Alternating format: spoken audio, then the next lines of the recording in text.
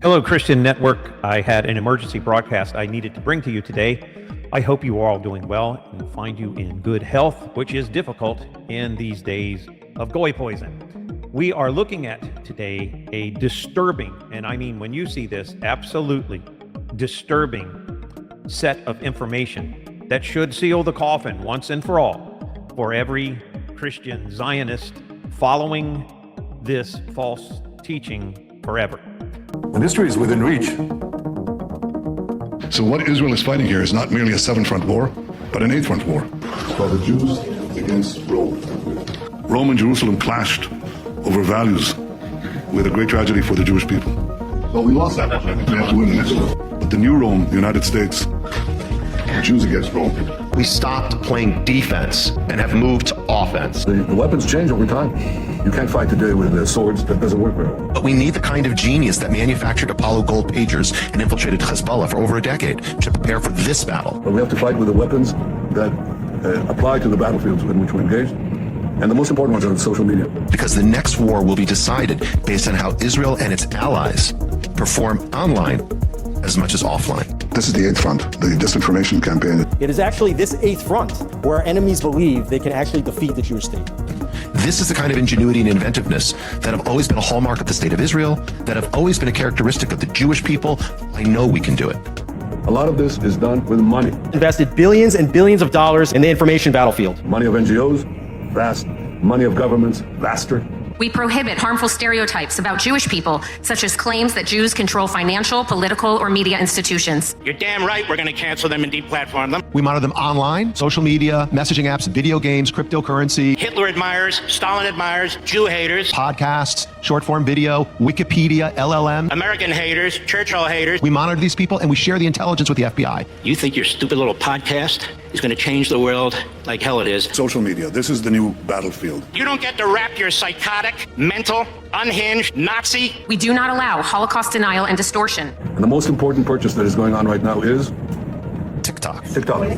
TikTok, number one. For every 30 minutes that someone watches TikTok, they become 17% more anti-Semitic.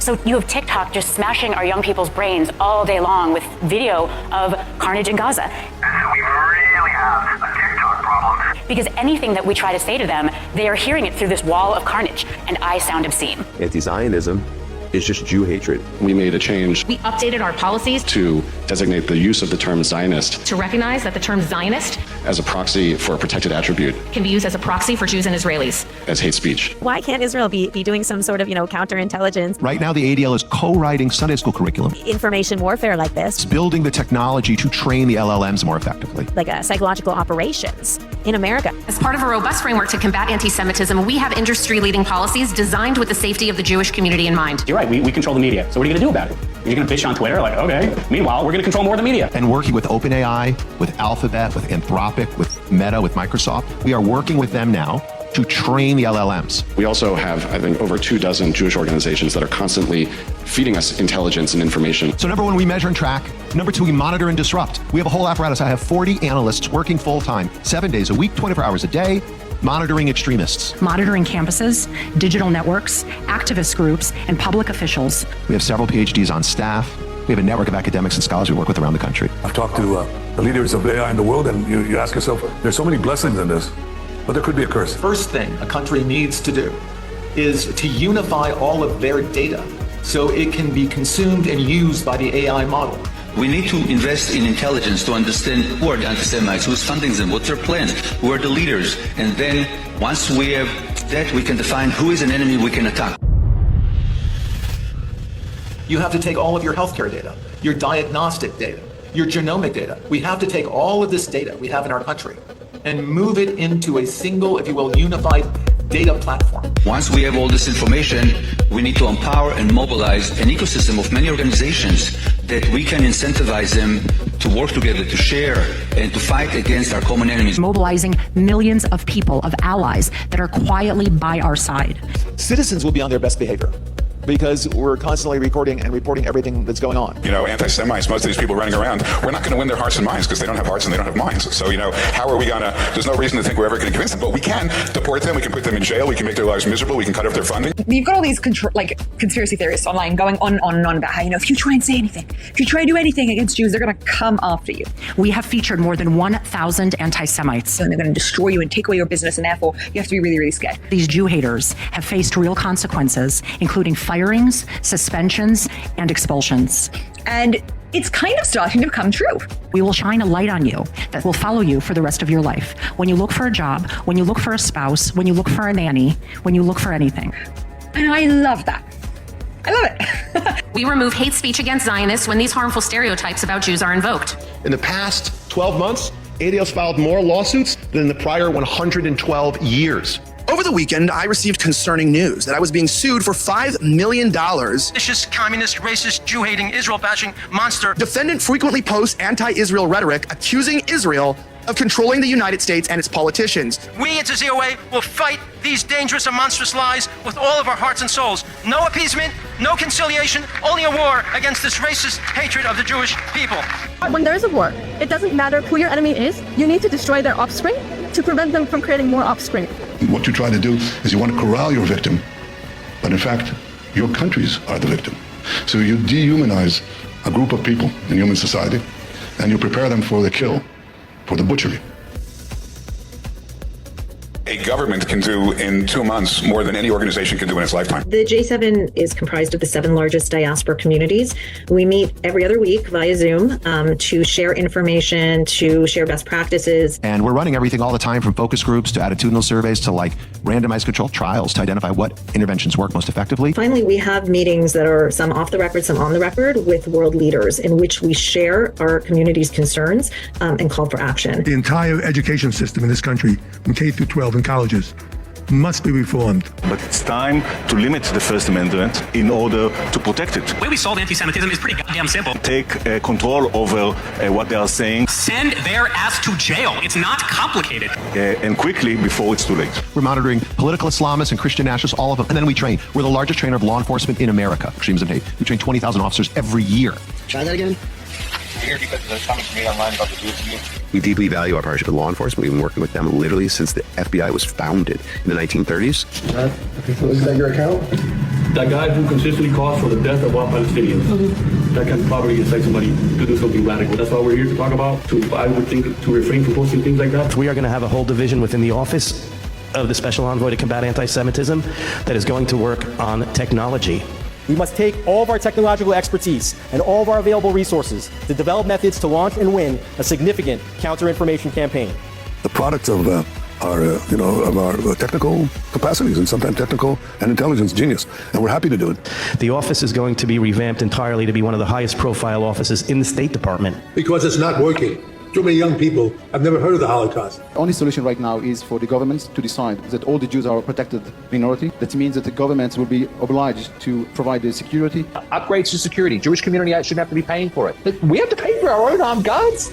Are you serious? To fund the institutions, culture, and that everybody in Europe will learn about the Jewish contribution and why they should cherish Jewish presence. All your synagogues, all your shuls, all paid for. Everything. Everything that you need is paid for. I, for one, as a Jewish leader, will no longer talk about anti-Semitism in isolation from Israel. It's what we want immediately. If you ask any Jew, what do you want? What do you want? No more protests. No more protests. I'm not an anti-Semite. I just don't like the government of Bibi Netanyahu. No, you're a Jew hater. Would a group be banned if it accuses Israel of genocide or apartheid? If those criteria are satisfied, then that is the case. Any candidate running for a seat in this building, whether for Congress or Senate, we will target them as they target us. Accordingly, we will start a fund to help their opponents. Beginning already in Q1, hedge funds get set up in Israel so we become another capital of finance. I'll argue we will beat London within a short decade as the second capital of finance. It's going to be New York as a gateway to America, Hong Kong a gateway to China, Dubai a gateway to Southeast Asia, and Israel as a gateway to other parts of the world. So we heard earlier about a mission, a goal to bring 1 million immigrants to Israel. History has proven that when a country starts with allowing anti-Semitism, the results are not kind to that country. I want to make a warning to somebody else, and that's American Gentiles. The minute your country is taken over by anti-Semitism, the minute you start to be a country that's not blessing Israel but cursing Israel, you have begun the process of shrinking away from your empire. And you can decide, you can stay here in New York in a declining empire, or you can come to Israel, which is part of the rising middle of the world, which is moving south and east. That's what I encourage you to do. Our faith in the American project itself has been shaken. The only serious answer to this challenge is to believe again that being Jewish is the most important thing in the world. When we're kicked out of America and America, the whole thing is done, the whole American Jewish project is done, we're gonna be fine. For decades, American society allowed Jews to live normal lives. This was a pleasant holiday from our destiny. The holiday is over. The Western culture that stands against the Jews is going down. The West will survive only if it decides to love itself and if it decides to love us, the Jewish people. The Jewish people are not normal. We never really were. And now that Israel has turned the entire geopolitical situation on its head, our job in the diaspora is to leverage those wins and win here. Do to our enemies here what Israel did to its enemies there. And to the world, I say this: history will not remember those who merely denounced hatred in polite language. History will remember those who acted. This is a small bunch of wannabe Nazis. That's what they are. Anti-Semitism is pure evil. If we have to hunt you down the way they hunted down Nazis for decades, we will find your identities. We will find you. We will achieve justice. I think we're at the cusp of a new age, because I think that we will achieve the expansion of peace.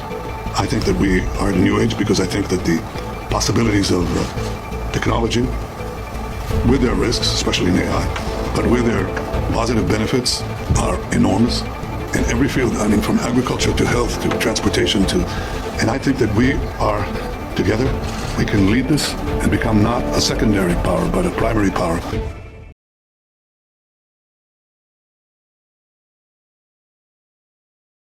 Disturbing set of information that should seal the coffin once and for all for every Christian Zionist following this false teaching forever. And then I want you to share it with every Christian following this false path.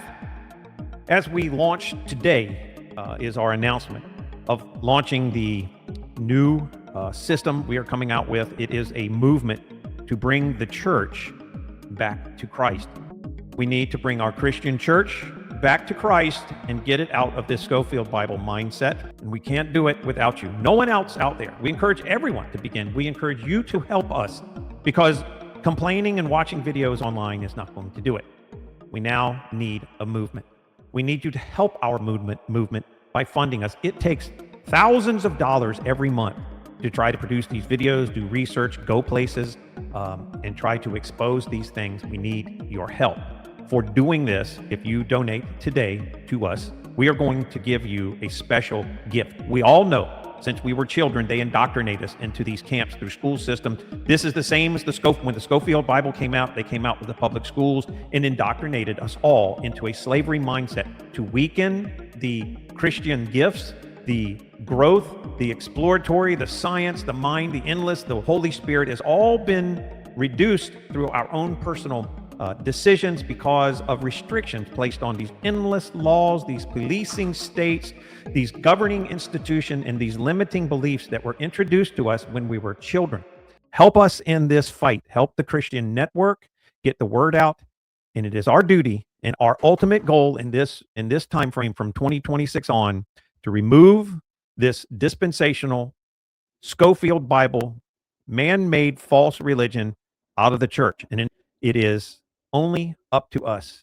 Jesus said to occupy until my return.